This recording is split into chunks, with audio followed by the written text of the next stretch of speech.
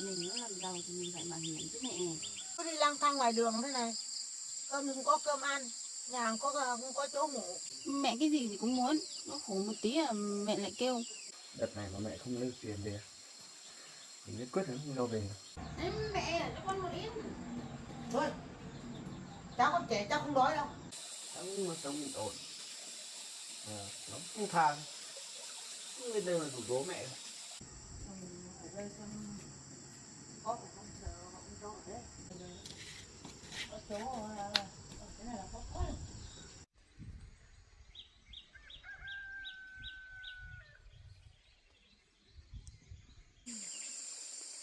Cuối cùng cũng phải mưa rồi.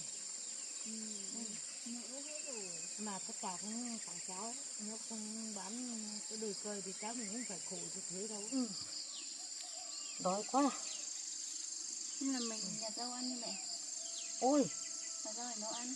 đây mình đã ở liều người ta rồi không dám ăn đâu, không dám nhặt ăn đâu, không biết của ai đấy. Đói thì đói nữa, mà qua nữa. Mưa thì mưa to, lạnh thì lạnh nữa, may dột hết rồi này. May còn có chỗ này, góc này mẹ. góc này, mỗi góc này thì sao khổ thế. Đúng là khổ thật đấy. Biết thế thì không bán cái đồi cơi của con trai nữa. Bây giờ mình bán cái đồi cơi, bây giờ mình khổ thế này. Lúc đấy á, mình biết thế thì mình đừng bán cái đồi cơi. Xong là mình có tiền ấy, có bao nhiêu thì mình đầu tư vào đấy bao nhiêu thôi. Thì con trai nó không biết đâu. Mình bán cái đồi quế thì con trai thì phát hiện ra thì bây giờ mới khổ thế này này. Cứ đi lang thang này làm gì được. Nhà không có nhà ở nữa. Thôi mẹ đừng có nói nữa. Đồi quế bán thì cũng bán rồi. Mình nó làm giàu thì mình phải bảo hiểm chứ mẹ.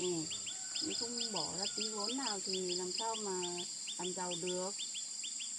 Mà mình cũng đã bán rồi thì đấy, nếu lấy được tiền lãi về mình lại chuộc về cho anh Hằng.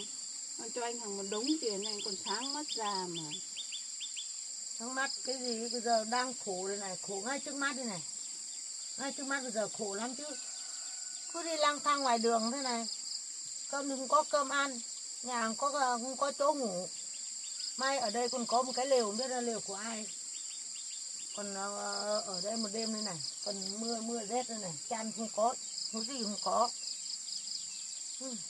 Bác thì khổ lắm đấy. Con thấy bình thường mà mẹ. Lúc con ở nhà con ấy bị bố con đuổi đi suốt thì con cũng mẹ ở thế này mà con thấy bình thường có sao đâu.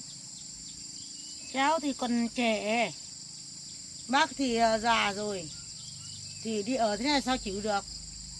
Bây giờ thì nhà đấy, nhà to tướng không biết ở, mà cứ đi ở lang thang thế này, chẳng khổ lắm à.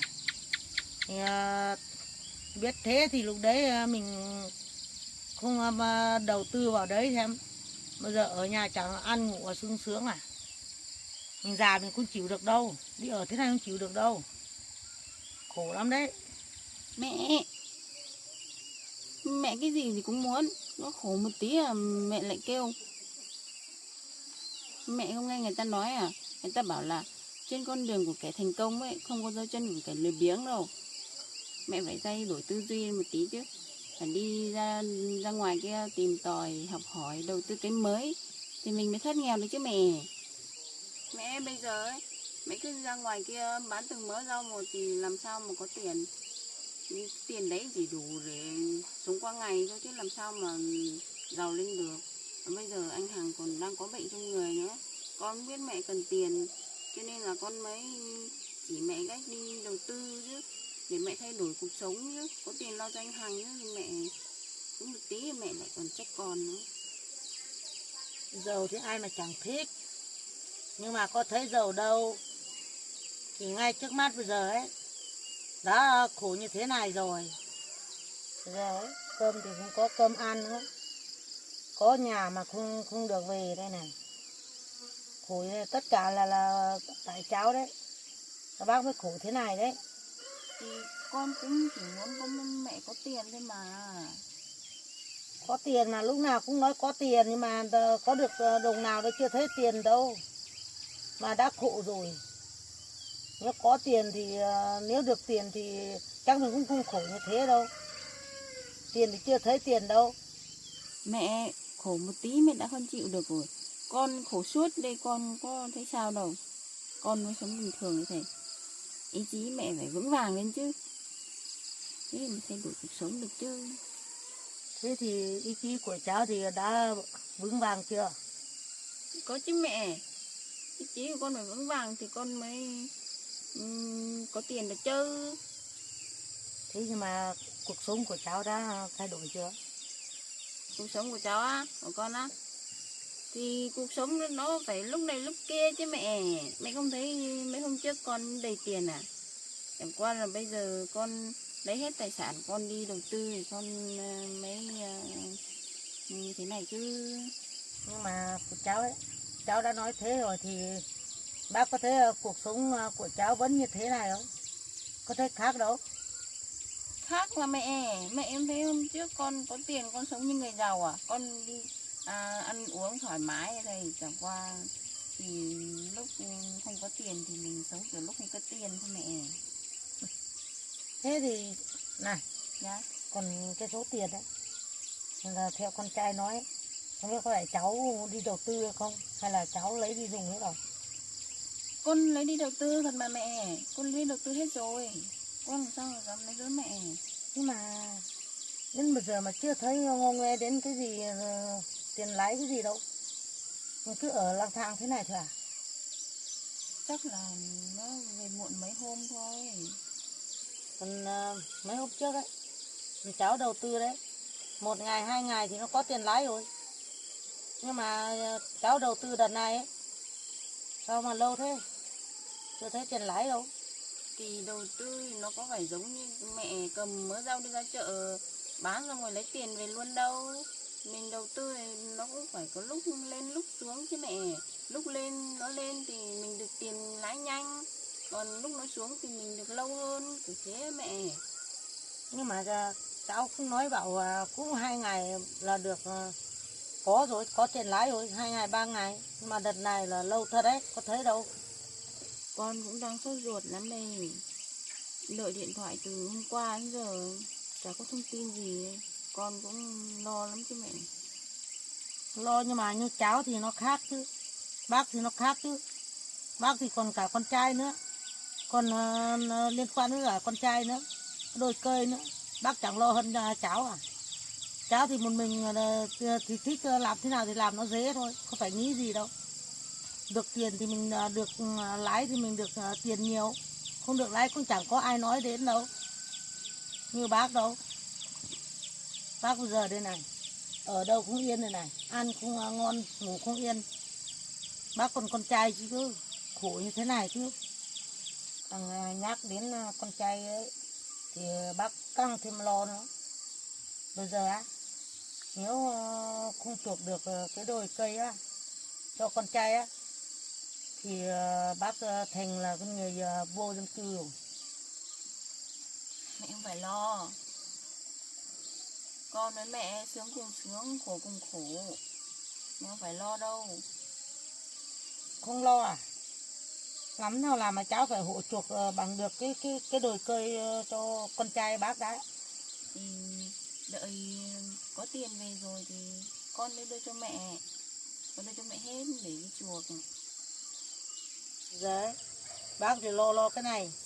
Cái đồi quế ấy, mình chưa chuộc được ấy, thì càng ngày thì nó tính ngày nào cũng tính tiền càng ngày càng lên. Thì sao được, ngày nào thì cũng tính ngày đấy lên cơ mà. Mẹ, Bây giờ thì bảo bây giờ chuộc lại nó 40 rồi nhá, con tính lên nữa mai còn 6-50 triệu thì lấy đâu tiền. cái đồi quế thì mình tính sau đi mẹ. Trước mắt bây giờ mình lo cái trước mắt này này. Bây giờ hay là mình tìm chỗ khác để ở đi chứ. Con thấy cái chỗ này nó không ổn mẹ ạ. Cái mái thì rột, nó thủng hết rồi. Chỗ này thì ẩm ướt nữa. Làm sao ở được, không tìm chỗ khác ở đi mẹ. Thôi cứ ở tạm chắc cũng được, bây giờ biết đi đâu mà tìm. con đi đâu mà ở. con sợ chẳng may gió nó thổi bay mất cái mái thì hai mẹ con mình ở đâu, làm sao mà ở được. À, hay là đi nhà cháu đi ở nhỉ? Nhà con á? Ừ. Ui, không được đâu, bố con không cho ở đâu. Thì bây giờ đi đâu ở mà được, chỉ ở thế thôi. Thế mẹ không còn chỗ nào để ở nữa à? Có cái gì chỗ mẹ ở đâu, đã có chỗ ở thì hôm qua tuổi gì mình ở đây, đã đi ở đây rồi, bác không có chỗ đâu.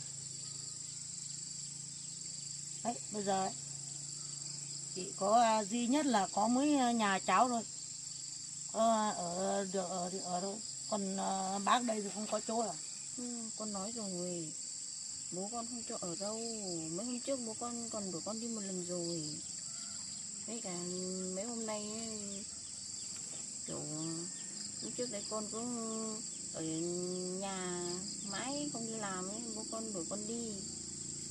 Thế tối hôm qua con mới không về đây, nhưng mà bây giờ con dẫn cả mẹ về đấy nữa thì bố con có khi còn mắng cả mẹ ấy. Mà đã có nhà thì mình cũng phải đi xin nó ở đấy không nào, mà mình cứ ở lang thang thế này khổ lắm chứ, nhà cũng có nhà, mưa to mưa gió nữa, thời gian này mưa gió nữa thì đi đâu được.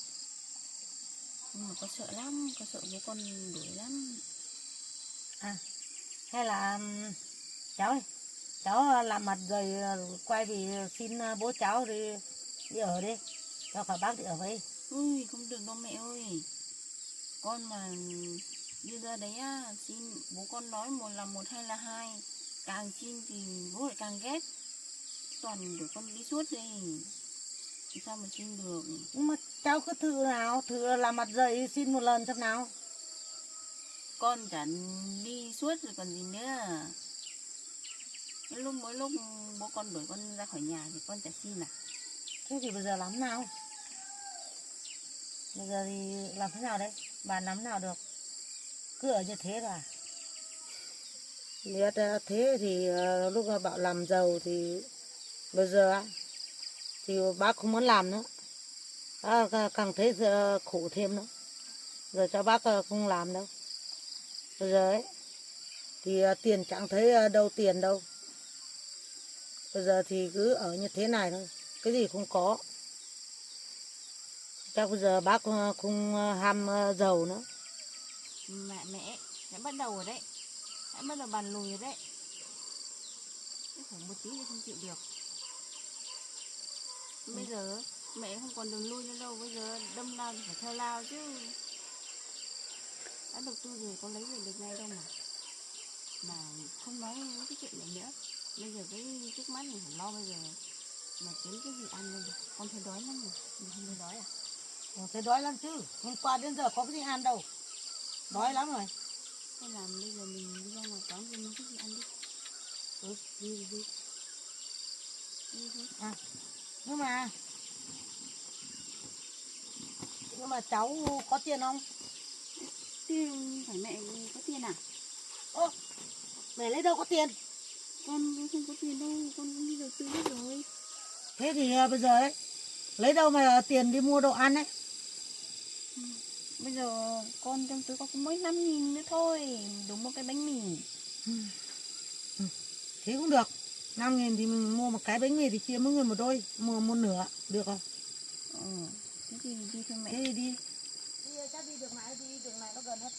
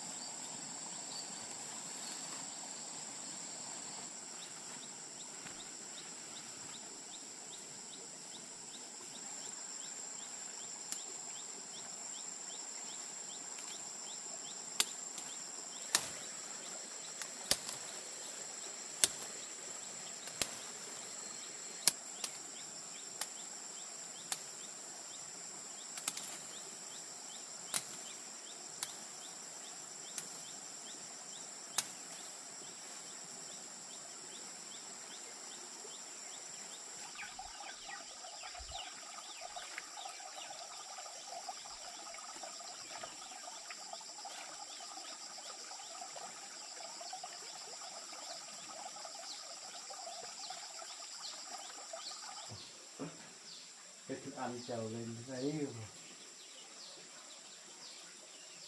Đồ ác rồi đấy.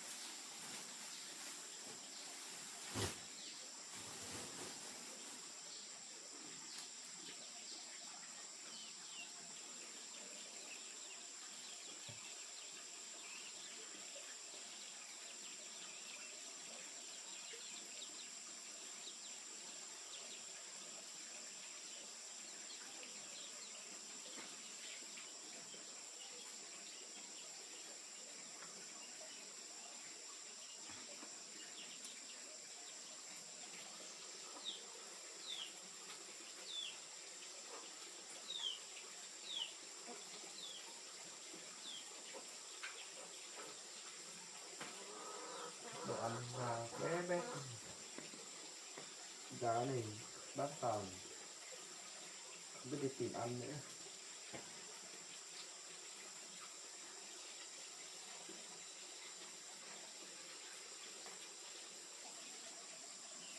Mỗi hôm ở nhà toàn mẹ ở nhà nuôi cho nên có đủ thức ăn nên không trèo lên thế. Nay đi làm về sau là nuôi hết đồ ăn là không có ăn trèo ra thế này. Lại mẹ nữa. Qua bên đuổi đi đây không biết tối qua ngủ ở đâu. Mình mà không làm như thế thì cũng không được. Như mấy lần trước thì nói xuông hoặc là cứ bảo bà mẹ cứ bảo là như này như nọ, rồi về sau mới phải bán cái đồ này đồ kia, hết đồ của mình rồi. Giờ phải làm như thế để cho mẹ chừa. Đợt này mà mẹ không lấy được tiền về thì nhất quyết là không cho về đâu. Cả nói gì thì nói, cho đi ra ngoài ở một thời gian để biết thế nào là khổ.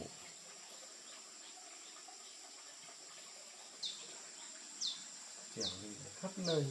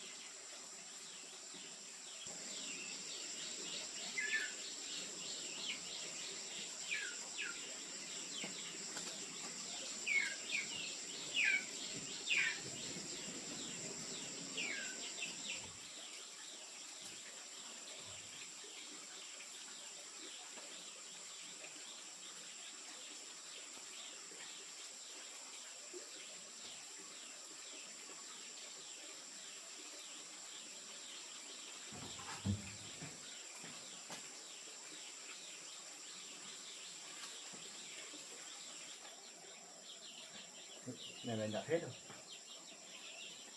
Xong ăn hết cái là không có đồ ăn là nó tìm đường ra. Hôm nay gà đói, như gà đấy.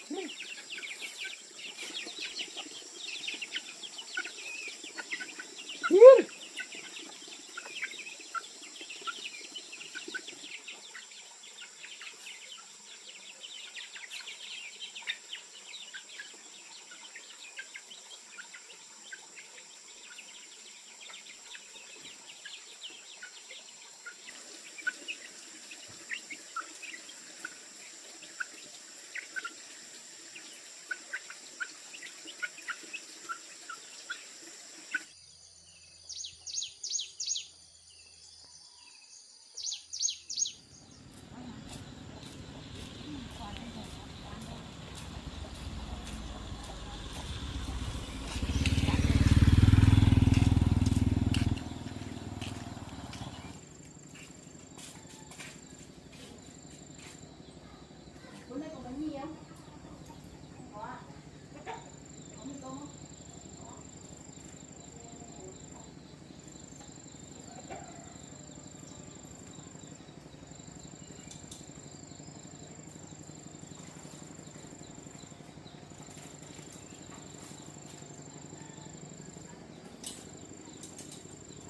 Không có bánh mì đâu mẹ ơi. Không có bánh mì.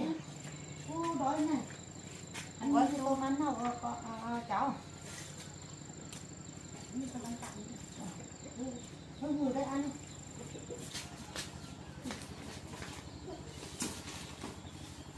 Đói quá. Còn đói quá. Đói quá. Thôi đói lắm rồi. Để ăn đi. Ô, sao cho bác đi thế? Mẹ Thế này ăn sao no, nuốt một tí này. mẹ cứ ăn đi, hết rồi con lại đưa. Mẹ cứ đưa rồi.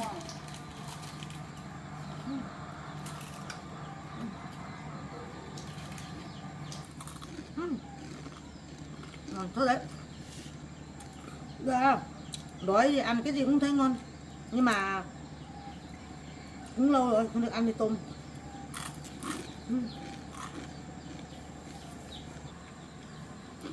Mẹ ăn nhanh hả? Ăn từ từ thôi. Mà đói quá. Ngon nữa. Mẹ ăn nhanh thế làm sao con ăn kịp mẹ?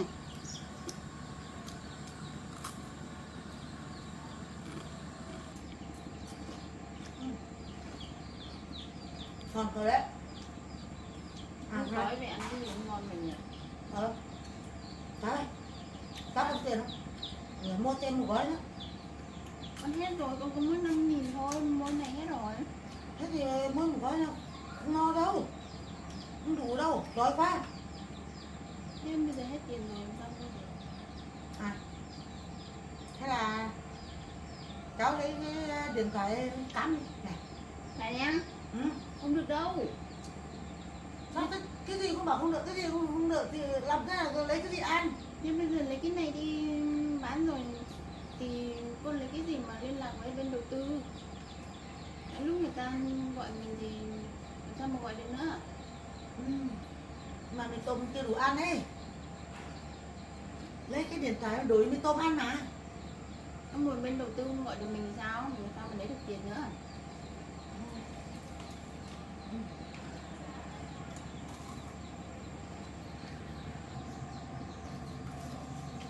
Cháu ơi con hả? Còn cái này thôi. Thế thì cho bác hết nhá. Em mẹ cho con một ít. Thôi. Cháu con trẻ cháu không đói đâu. Con không đói mà. Cho con một ít đi. Thế không được. Cái tí này thứ nhất. Một ít thế. Không đủ bác ăn đấy. Đói quá. Mẹ đói thế à?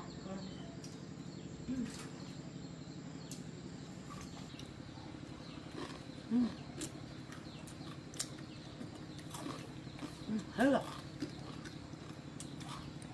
Cháu ơi, Và cái này không đủ ăn đấy. Mà cháu cắm 2-3 gói về để tí mình đi ăn đấy. Không được đâu mẹ ơi. Lúc trước kia con cắm nhiều không có tiền giá.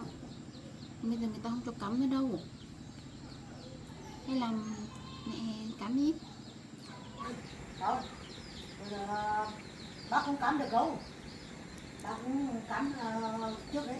Cắm này còn nở nhiều ấy. Không được. Bây giờ cắm thì không ai cho cắm đâu. Thế bây giờ làm thế nào? Hay bây giờ mình quán khác rồi mình cắm.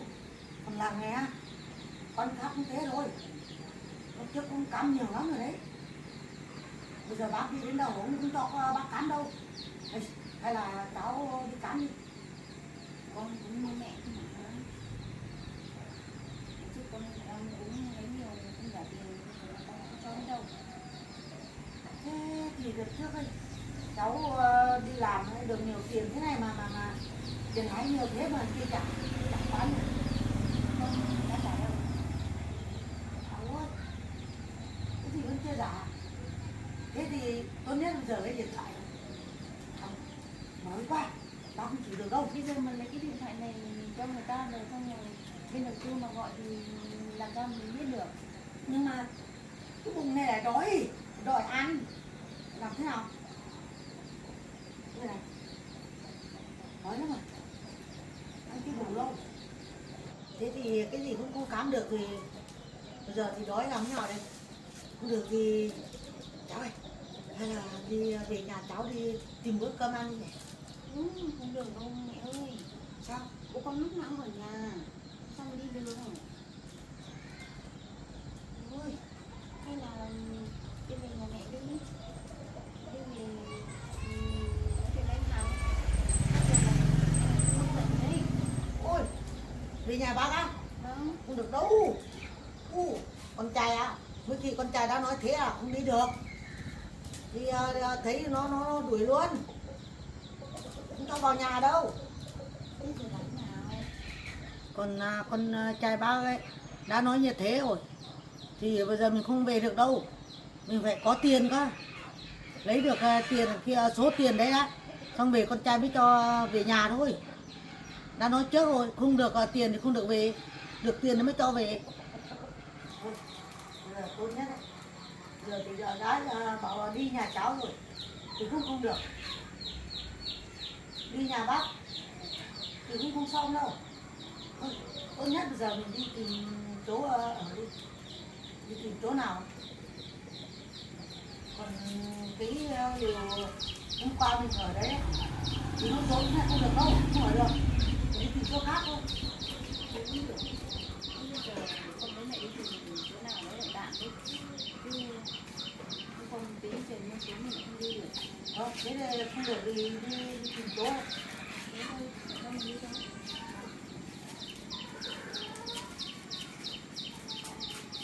Đi cho mẹ.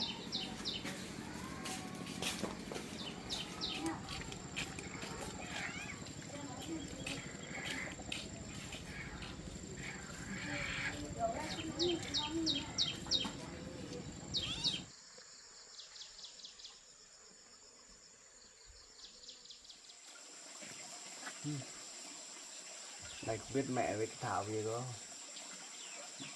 rút được lại số tiền hay không nữa. Chắc là đi đầu tư lấy lãi. Bây giờ hy vọng chắc lãi thì không nói đến, chỉ cần rút được 20 triệu đấy về là cũng được rồi mình có thể đi nói chuyện với anh mua đất này, nói chuyện lại xem mày có giúp mình được không. Thì bây giờ cứ để chần chừ nữa rồi đến lúc đấy nói chuyện lại khó ra. Nhìn đến mẹ cứ bực nước rồi, đã dặn như thế rồi, bảo Thảo mà lên đây thì đừng mà tiếp xúc nhiều. Tao bảo biết rồi, mẹ không biết rồi, cứ cần phải nói nhiều. Ai ngờ với lại hôm trước ấy mình thấy ngày nào cái Thảo lên mình thấy nghi rồi, nhưng mà mình cứ nghĩ trong nhà mình không còn cái gì nữa đâu, Thế thật không ngờ cái quế kia Nhật với mẹ để lại cho mình, hai người vẫn có ý để bán. Thế mới tài kia, thật không ngờ. Mà chẳng hiểu mẹ đi, tưởng là mẹ thay đổi rồi mà cũng không thay đổi được. Nào cũng muốn làm giàu, làm giàu thì làm chứ, làm như thế này làm có đúng cách đâu. Làm giàu thì mình phải tìm việc này nọ, làm những việc chân chính thì mới có thể chứ. Lần này thì hỏi cái Thảo ấy, bảo tự được từ cái gì, hay là lại đùa là đấy số tiền đi tiêu hết rồi. Đừng mà lấy số tiền đấy mà tiêu hết á. Mẹ mình việc này mình cũng tha đâu, mình cho về đấy, muốn địa ở đâu thì ở thôi, nhưng mà không lấy được lại số tiền đấy. Nếu bà lấy lại được số tiền thì còn có thể với lại đấy. Bây giờ mà mẹ không lấy lại được số tiền đấy, bây giờ mình nhất quyết không cho mẹ về nữa. Mẹ thích đi ở đâu thì ở thôi. Nhưng mà nếu mẹ mà không lấy được số tiền đấy thì mình lấy được ra tiền để mà chuộc đôi cây này. Bây giờ mà mình muốn chuộc thì mình phải gom góp, lại mình còn nhiều thứ để chi tiêu nữa chứ. Giờ còn nào tiền mua thuốc mua giết nữa, cho con đi học nữa. Làm cái gì đi. Với lại bây giờ cái đôi cây mà Nhật đã biết mẹ đã bán cho người khác thì anh Nhật đau lòng lắm này. Vì Nhật với mẹ cũng làm mất bao nhiêu công sức nữa, mua cây giống như dưới người chồng, giờ mới để lại cho mình. Như vậy đời cây này có phải là giống cây này có phải giống rẻ đâu, còn giống đắt nữa. Rồi này trồng cũng mất chục triệu rồi. Mà mẹ đấy thì cầm 20 triệu rồi, chịu luôn rồi. Chả hiểu sao nghĩ cái gì nữa. Mà có cái Thảo nữa chứ, người ta đây mình chẳng muốn sống mình ổn, nó không tha cơ. Cứ lên đây mà rủ rỗ mẹ mình thôi. Tính mẹ mình đấy như thế rồi, giờ nghe người ta rủ rỗ một tí là đã biết là tin ngay. Mà Thảo đợt này không lấy lại được số tiền của mình giờ này mình cũng không tha đâu, phải tìm ra rõ nguồn gốc đầu tư cái gì thôi. Tìm ra rõ nguồn gốc của mình triệt phá vụ này, không cứ để thế cũng được. Để như vậy thì cứ toàn nên làm hại người này người nọ thôi, không phải mỗi mình đâu, còn bao hộ gia đình khác nữa chứ. Cái đà này thì chắc mai mình lên cơ quan làm việc, mình cho mấy đồng chí đi để làm vụ việc này, điều tra xem nào thôi, chứ cứ để thế là không ổn.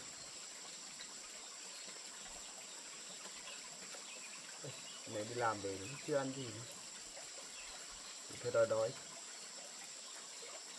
Giờ nấu cơm thì muộn, với lại một mình cơm chả ngon. Thế mẹ bảo có khoai to hay đào mấy củ khoai luộc để ăn. Có.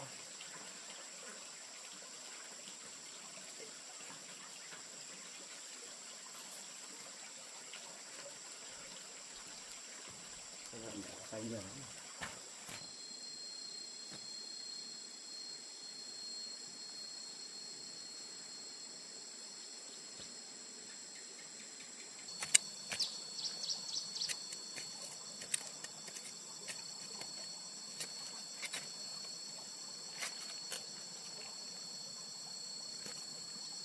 Khoai trắng này bé này, nó thấy mẹ đào khoai đỏ to lắm ở bên dưới kìa.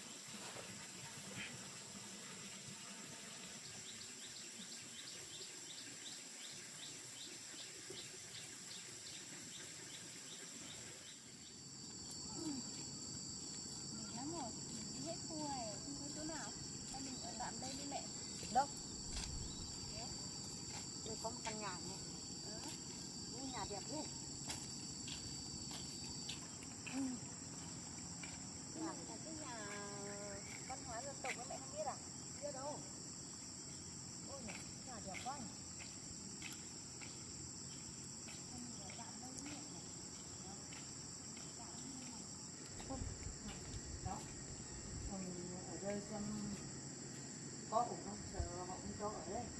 Không sao đâu mẹ, mình ở đây có 1-2 hôm thôi mà. Không có tiền mình lại đi, mình ở đây làm gì đâu. Sạch thế nhỉ?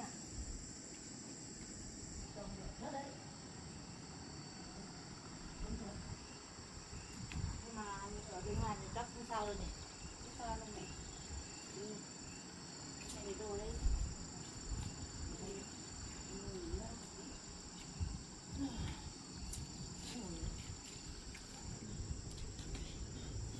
Đây là bây giờ có chỗ ở thế này là tốt quá rồi. Nhưng mà bây giờ có chỗ ở rồi thì bây giờ mình nghĩ cách thế nào mà tìm cái gì ăn đấy, được không?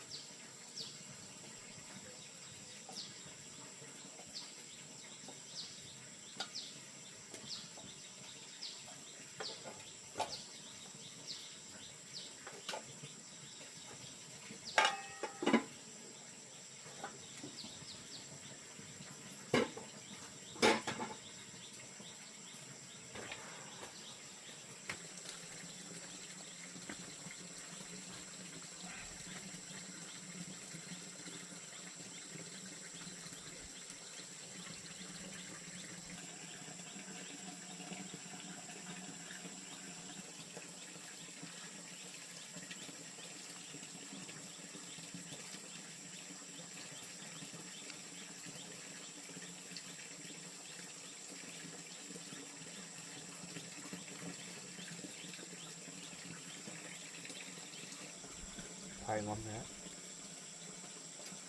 mà còn mẹ nữa, cái từ đi được từ hôm qua rồi, thấy có cái gì ăn không. Biết là mẹ làm sai rồi, nhưng rồi mẹ đi rồi, nhưng mà mình cũng chỉ muốn mẹ hiểu chuyện hơn thôi. Chứ bây giờ cứ động một tí thì để người ta nói này nói nọ này, lại nghe lời rủ của người ta. Thôi, cứ cho mẹ đi như thế để cho chừa đấy.